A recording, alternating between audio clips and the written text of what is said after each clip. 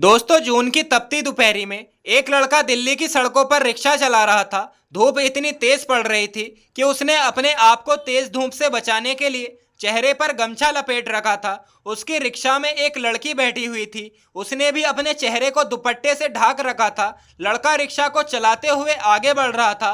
कुछ देर बाद उसे प्यास की शिद्दत उठती है तो वहीं पास में उसे एक नल दिखाई देता है। वो रिक्शा में बैठी अपनी सवारी यानी उस लड़की से कहता है कि मैडम, मुझे प्यास लगी है, मैं 2 मिनट रिक्शा को रोकना चाहता हूँ, मैं थोड़ा सा पानी पी कर आता हूँ। लड़की कहती है ठीक है, आप चले जाइए। लड़का रिक्शा को थोड़ा साइड में लगा देता है और नल पर पानी पीने के लिए चला जाता है। लड़का पानी पीने के लिए अपना गमछा चेहरे से खोल देता है और जैसे ही वो लड़की उस लड़के का चेहरा देखती है तो दंग रह जाती है।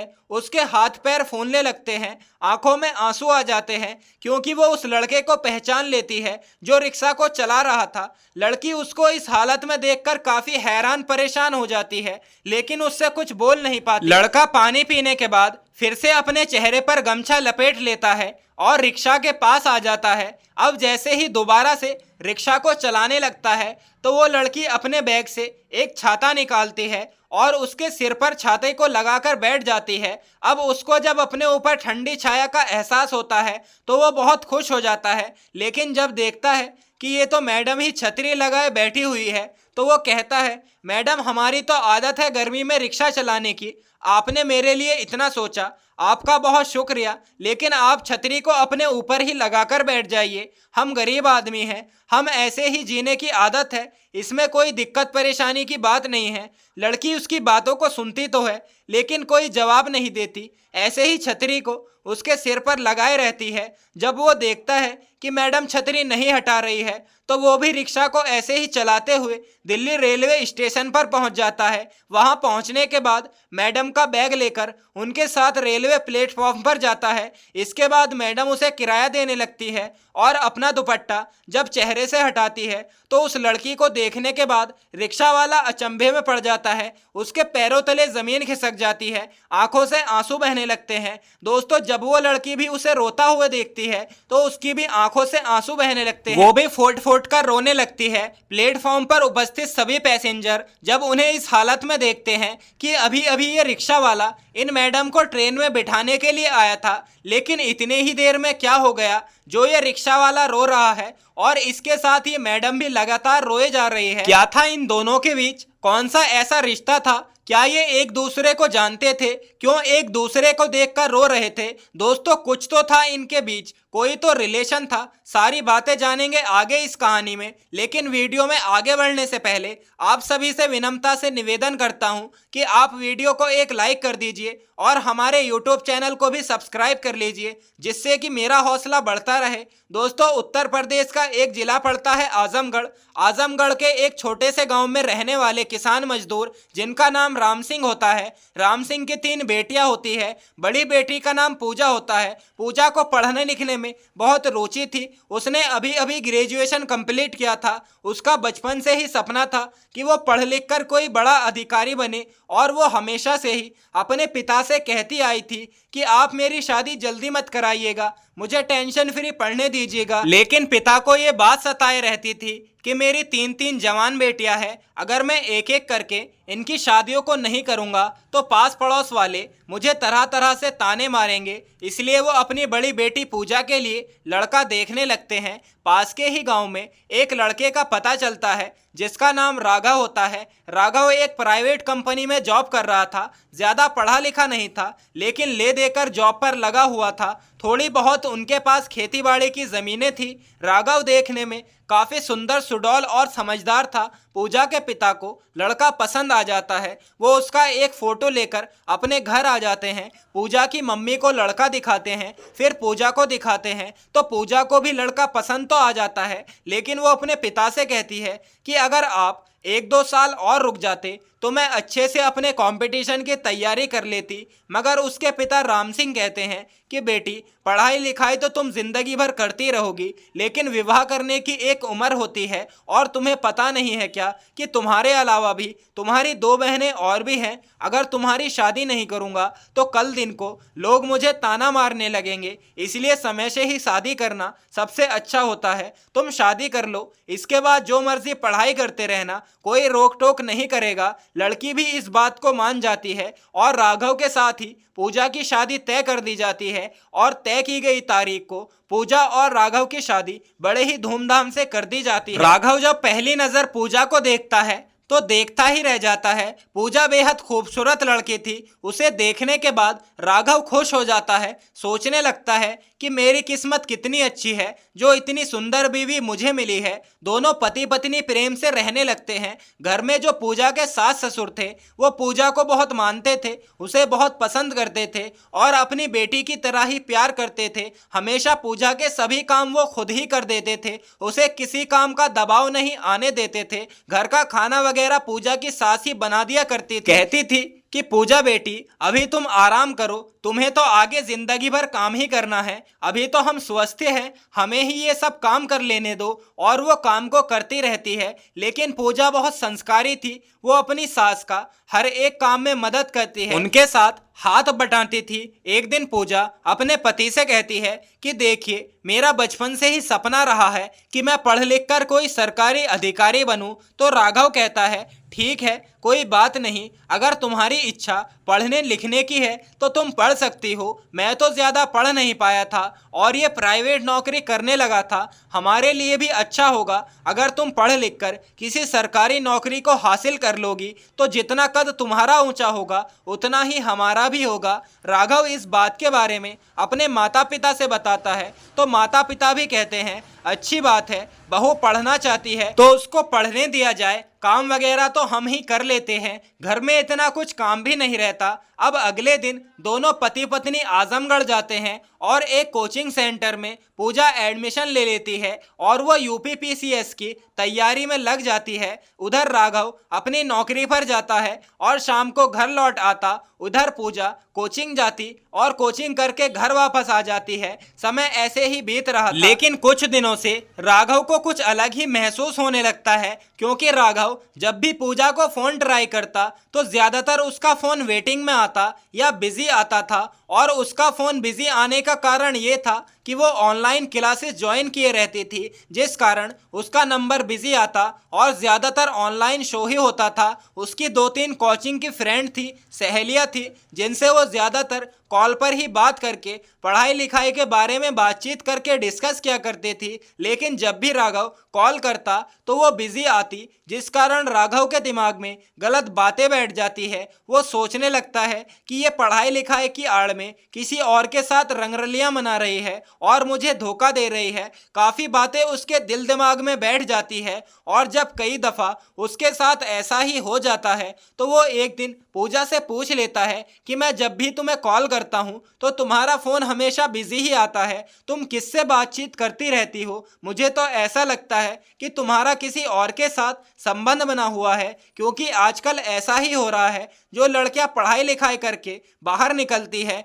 तो वो अपने पति को धोखा देकर बाहर किसी और के साथ ही रिलेशन में आ जाती है। कहीं तुम भी तो ऐसा नहीं कर रही हो? पूजा जब अपने पति की ये बातें सुनती है तो भौचक्का सी खड़ी रह जाती है और सोचती है कि मेरा पति मेरे बारे में कितनी घटिया सोच रखता है। फिर वो कहती है कि राघव, ये गलत सोच अपने दिमाग से निकाल दो। ऐसी बातें मत बोला करो, इससे पति पत्नी के रिश्ते में दरार पैदा होती है। मैं कसम खाकर कहती हूँ, चाहे तो मुझे मंदिर में लेकर चलिए, मैं वहाँ भी हाथ रखकर कसम खा लूँगी, लेकिन मेरा किसी के साथ कोई संबंध नहीं है। मैं जो कुछ भी बातचीत करती हूँ अपनी सहेलियों से पढ़ाई लिखाई से रिलेटेड ही करती हूँ, इसलिए मेरा नंबर आपको बिजी मिलता होगा। लेकिन कहते हैं कि अगर इंसान के दिल दिमाग में कोई गलत सोच विचार एक बार पैदा हो जाए तो उसे अच्छाई बुराई कुछ दिखाई नहीं देती, वही सोच अपना विकराल रूप ले लेती है। और राघव के साथ भी ऐसा ही होता है। वो पूजा की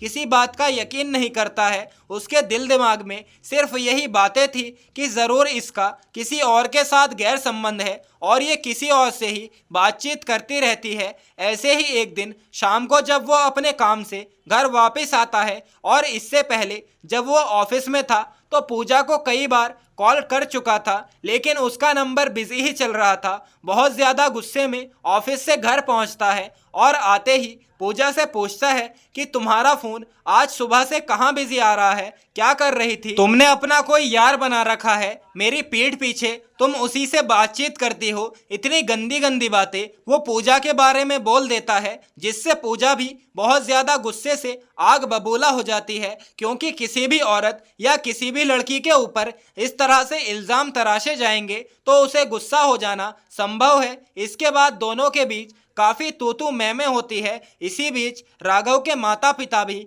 उन्हें शांत कराने की कोशिश करते हैं, लेकिन इनकी बोलचाल इस हद तक बढ़ जाती है कि राघव पूजा के ऊपर हाथ उठा देता है। जब पूजा के ऊपर वो हाथ उठा देता है तो पूजा को ये बात बहुत बुरी लगती है। वो वहीं बैठकर कुछ देर रोने लगती है और फिर अपने पिता को फ़ोन करके कहती है, मुझे इस घर में अब एक पल भी नहीं रुकना है। जो आदमी मेरे ऊपर भरोसा नहीं कर सकता, मेरी सही से पहचान नहीं कर सकता, तो मैं कितनी ही पतिव्रता होकर क्यों ना रह लूँ, ये व्यक्ति हमेशा ही मेरे ऊपर उंगली उठाएगा, क्योंकि इसके दिल दिमाग में जो बातें बैठ चुकी है वो तो कभी निकल नहीं सकती है। इसलिए मैं इसके साथ नहीं रहना चाहती हूँ। उसके माता पिता उसे बहुत समझाते हैं, उसके सास ससुर भी समझाते बुझाते हैं कि कोई भी कदम उठाने से पहले 10 बार सोचना चाहिए। हम राघव को अच्छे से समझाएंगे, लेकिन पूजा को भी बहुत गुस्सा आ रहा था। वो अपने पिता से बोल देती है कि मैं अब घर जा रही हूँ और मुझे इसके साथ नहीं रहना है।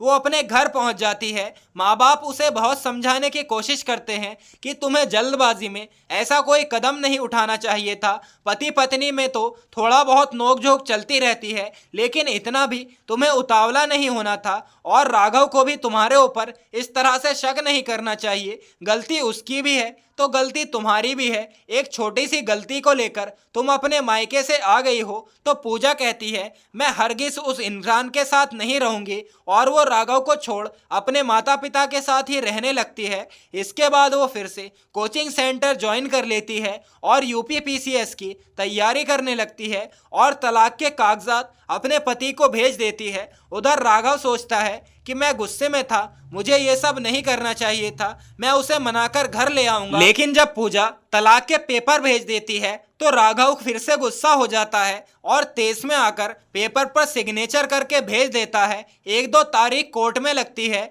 और आखिरकार दोनों का तलाक हो जाता है। लेकिन तलाक के साथ मुआवजे के तौर पर राघव से मोटी रकम मांगी जाती है। राघव के पास इतना पैसा नहीं था, इसलिए वो अपनी खेती की ज़मीन बेचकर मुआवजे की रकम अदा कर देता है। पूजा को पैसा मिल जाता है, लेकिन राघव की आर्थिक स्थिति खराब हो जाती है। प्राइवेट नौकरी से बड़ी मुश्किल से घर का खर्चा चल रहा था, इसलिए वो ये नौकरी छोड़कर दिल्ली पैसा कमाने के लिए चला जाता है। पूजा दिन रात मन लगाकर पढ़ाई कर रही थी। उसके माँ बाप कहते हैं कि बेटी, जो हो गया उसे छोड़ो, अब तुम दूसरी शादी कर लो, आगे पहाड़ जैसी जिंदगी तुम अकेले कैसे काटोगी। लेकिन पूजा शादी करने से इनकार कर देती है।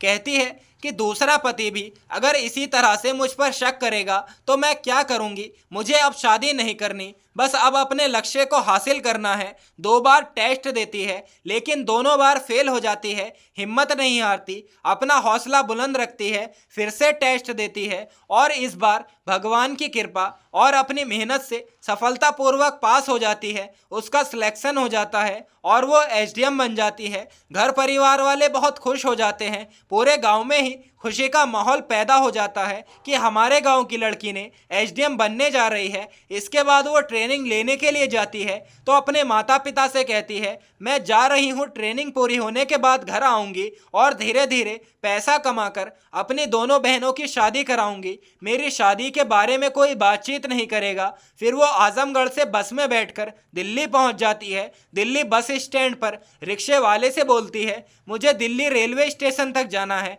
तो रिक्शे वाले अपनी मनमर्जी का पैसा मांगते हैं। कोई 250 रुपये मांगता है तो कोई 200 रुपये। तभी एक रिक्शे वाला अपने मुंह पर गमछा लपेटे उसके पास आता है और पूछता है, मैडम कहाँ जाना है आपको? तो कहती है, मुझे दिल्ली रेलवे स्टेशन तक जाना है। तो वो कहता है, आइए मेरी रिक्शा में बैठ जाइए, मैं छोड़ दूंगा। वो कहती है, बताओ कितने रुपए लोगे? यहाँ तो सभी 250 से 200 रुपए मांग रहे हैं, इतने पैसे तो मैं नहीं दूंगी, इसलिए पहले ही बता दो तुम कितने रुपए में ले जाओगे। वो कहता है, आपकी जो मर्जी दे देना मैडम। तभी वो कहती है, नहीं ऐसे नहीं जाऊंगी मैं, पहले मुझे साफ साफ बताओ कितने रुपए लोगे। वो कहता है, अच्छा आप 100 रुपए दे देना। पूजा रिक्शा में बैठने के लिए तैयार हो जाती है। थोड़ी देर चलने के बाद जब वो पानी पीने के लिए रुकता है और अपना गमछा उतारता है तो पूजा उसका चेहरा देखकर दंग रह जाती है। वो पहचान जाती है कि ये तो मेरा तलाकशुदा ही पति है। वो सोच में पड़ जाती है कि इसके पास तो नौकरी थी, जमीन जायदाद थी, तो ये यहाँ रिक्शा चलाने के लिए मजबूर क्यों है? लेकिन उसकी हिम्मत नहीं हो पाती कि उससे कोई बात कर पाए। वो पानी पीने के बाद रिक्शा पर आ जाता है। उसके आने के बाद पूजा के दिल की धड़कन बढ़ जाती है। वो रिक्शा चलाने लगता है। धूप और गर्मी से उसकी शर्ट पसीने से भीग रही थी। पूजा से रहा नहीं जाता। वो अपना छाता निकालती है और उसके ऊपर लगाकर बैठ जाती है। अब थोड़ी देर के बाद रिक्शा स्टेशन पर पहुंच जाती है। पूजा पैसे देती है और अपने चेहरे से दुपट्टा हटा देती है। जैसे ही राघव मैडम का चेहरा देखता है तो अवाक रह जाता है। दोनों की आंखों में आंसू बहने लगते हैं। तो फिर पूजा उससे कहती है कि अगर आपके पास 5-10 मिनट का टाइम हो तो मेरे साथ यहीं बैठ जाओ, कुछ देर बातचीत कर लेते हैं, अभी मेरी ट्रेन आने में भी टाइम है। राघव पूजा के साथ पास में ही पड़ी एक बेंच पर बैठ जाता है। पूजा उसकी तरफ देखती है, उसकी आंखों में आंसू थे। पूजा उससे पूछती है कि मुझे कुछ समझ नहीं आ रहा है कि आखिर तुम्हारे पास तो नौकरी थी, खेती बाड़ी की ज़मीनें थी, तुम्हारे आगे क्या मजबूरी आ गई जो तुम यहाँ रिक्शा चला रहे हो? राघव उसकी तरफ डबडबाती निगाहों से देखता है और कहता है कि ये सब तुम्हारी ही देन है। न तुम मुझे तलाक देती न मेरा ये हाल होता, क्योंकि कोर्ट ने मुआवजे के तौर पर 8 लाख रुपए रखे थे, जिसको अदा करने के लिए मुझे अपनी खेती की ज़मीनें बेचनी पड़ी। इसके बाद सिर्फ नौकरी से घर का खर्चा नहीं चल रहा था, तो मैं सब कुछ छोड़ छाड़ कर दिल्ली आ गया और यहीं दिल्ली में रिक्शा चलाने लगा। फिर वो कहता है कि तुम अपने बारे में बताओ, तुम कैसी हो और कहाँ जा रही हो? तो वो कहती है, मैं एक एसडीएम बन चुकी हूँ और ट्रेनिंग के लिए चंडीगढ़ जा रही हूँ। राघव ये बात सुनकर खुश हो जाता है, लेकिन पूजा से नजरें नहीं मिला पाता। कहता है कि अब तो तुम एसडीएम बन जाओगी, अब मैं और क्या ही कह सकता हूँ। मैंने जो कुछ भी तुम्हारे साथ किया उसके लिए मैं बहुत शर्मिंदा हूँ। हो सके तो मुझे माफ़ कर देना। मैं तब भी तुमसे माफ़ी मांगना चाहता था, लेकिन उसी समय तुमने तलाक के पेपर भेज दिए तो मैंने भी गुस्से में आकर उस पर सिग्नेचर कर वापस भेज दिए। मुझे इस तरह से ईगो में नहीं आना चाहिए था। गलती हम दोनों की है, लेकिन मैं मानता हूँ कि ज़्यादा गलती मेरी ही है, क्योंकि मैंने खामखा तुम पर शक किया। जब तुम चली गई थी तो मैंने तुम्हारी सहेलियों से तुम्हारे बारे में जानकारी निकाली तो पता चला कि तुम कहीं से भी गलत नहीं थी। ये सब मेरी ही दिमागी पागलपन था, जिसकी वजह से हम दूर दूर हो गए और हमारा हंसता खेलता जीवन बिखर गया। हो सकता है तो तुम मुझे माफ़ कर देना। अब तो हमारा कुछ हो ही नहीं सकता है, कहाँ तुम एसडीएम और कहाँ मैं एक रिक्शा वाला। बस दुआ ही करता हूँ कि तुम हमेशा खुश रहो। पूजा राघव की ऐसी बातें बोलता सुनती है तो फोड़ फोड़ कर रोने लगती है, उसको अपनी बाहों में भर लेती है। कहते हैं कि जितनी गलती तुम्हारी थी उतनी मेरी भी थी। मुझे सिर्फ ज़रा सी बात को लेकर घर छोड़कर नहीं जाना चाहिए था और गुस्से में आकर तुम्हें तलाक के पेपर नहीं भेजने थे। ये मेरी सबसे बड़ी गलती थी। बाद में मैंने बहुत सोचा, लेकिन तब तक बहुत देर हो चुकी थी। तलाक के बाद मेरे मम्मी पापा ने मुझे बहुत फोर्स किया कि मैं दूसरी शादी कर लूं, लेकिन मैंने अपनी पढ़ाई लिखाई पर फोकस किया और टेस्ट पास करके एसडीएम बन गई। आज ट्रेनिंग के लिए जा रही हूं। राघव कहता है, अच्छा ठीक है तुम चली जाओ, तुम्हारा रास्ता अब अलग है, मैं तो तुम्हारे लायक भी नहीं हूँ। तुम कहाँ हो और मैं कहाँ हूँ? तुम्हारा और मेरा मेल नहीं हो सकता है। बस मेरी गलती को एक भूल समझकर माफ़ कर देना। इतना कहकर वो रोने लगता है। पूजा उसे चुप कराती है, कहती है ऐसी कोई बात नहीं है, मुझे भी तो अपनी गलतियों का पश्चाताप करने का मौका दो। वो उसे अपना फ़ोन नंबर देती है कि जब भी तुम्हारा मन करे तो तुम मुझे फ़ोन कर लेना। इतने में ही ट्रेन भी आ जाती है। राघव उसको ट्रेन में बैठा देता है। ट्रेन चलने लगती है। अगले दिन शाम को राघव उसे कॉल कर लेता है और दोनों बातचीत करने लगते हैं। धीरे धीरे बातचीत 2-4 मिनट से 2-4 घंटे तक होने लगती है। सभी पुरानी यादें ताज़ा हो जाती है और देखते ही देखते दोनों को अपनी गलतियों का एहसास होने लगता है और आखिरकार बातों ही बातों में दोनों उस मुकाम तक पहुंच जाते हैं कि फिर से एक दूसरे से बेइंतहा प्यार करने लगते हैं। पूजा एक दिन उससे कहती है कि राघव, तुम भी यहीं आ जाओ, मैंने यहाँ रूम ले रखा है, दोनों एक साथ रहेंगे, कोई दिक्कत की बात नहीं है। राघव तुरंत टिकट रिजर्व कराता है और चंडीगढ़ जाने से पहले अपने माता पिता को बताता है कि वो दिल्ली से चंडीगढ़ किसी काम के सिलसिले में जा रहा है। पूजा के बारे में अपने माँ बाप से अभी कुछ भी नहीं बताता, चंडीगढ़ पहुंच जाता है और पूजा के पास ही रहने लगता है। फिर एक दिन दोनों दोबारा से शादी करने का फैसला करते हैं और एक मंदिर में जाकर शादी करते हैं। इसके बाद कोर्ट में से दोबारा शॉर्ट मैरिज भी कर लेते हैं और फिर दोनों अपने घरों में बता देते हैं कि हमारी मुलाकात हुई थी और बातचीत करते हुए हमें अपनी गलतियों का पछतावा हुआ और अब हम दोनों शादी कर चुके हैं। दोनों के माँ बाप ये खबर सुनकर खुश हो जाते हैं कि हमारे बच्चों का घर फिर से बच गया है, वरना इनके संभलने की कोई चांस दिखाई नहीं दे रहा था। ट्रेनिंग पूरी होने के बाद पूजा राघव के साथ अपने घर पहुंचती है, अपने माँ बाप से मिलती है और एक बार फिर से उसके माँ बाप राघव के साथ उसकी विदाई कर देते हैं। अपने ससुराल पहुंचती है, वहां भी उनका खूब जोर शोर से स्वागत किया जाता है। इसके बाद पूजा की पास के ही जिले में पोस्टिंग हो जाती है, उसको एक सरकारी आवास भी मिलता है। दोनों पति पत्नी हंसी खुशी अपना जीवन बिताने लगते हैं। 1 साल बाद उन्हें एक बेटा नसीब होता है, घर में खुशी का माहौल बन जाता है। उसके बाद पूजा अपने पिता से किए हुए वादे को पूरा करती है और अपनी बहनों की शादियां काबिल ऑफिसर से करा देती है। अपने पति को भी एक प्राइवेट कंपनी में जॉब पर लगवा देती है। दोनों परिवार आनंद से अपना जीवन बिताने लगते हैं। तो दोस्तों, ये थी आज की कहानी। आपको कैसी लगी कमेंट करके अवश्य बताएं। अगर आपको कहानी ज़रा भी पसंद आई हो तो हमारे YouTube चैनल को सब्सक्राइब कर लीजिए और वीडियो को भी एक लाइक कर दीजिए। मिलते हैं फिर से एक नई और इंटरेस्टिंग कहानी के साथ। तब तक के लिए धन्यवाद। जय हिंद, जय भारत।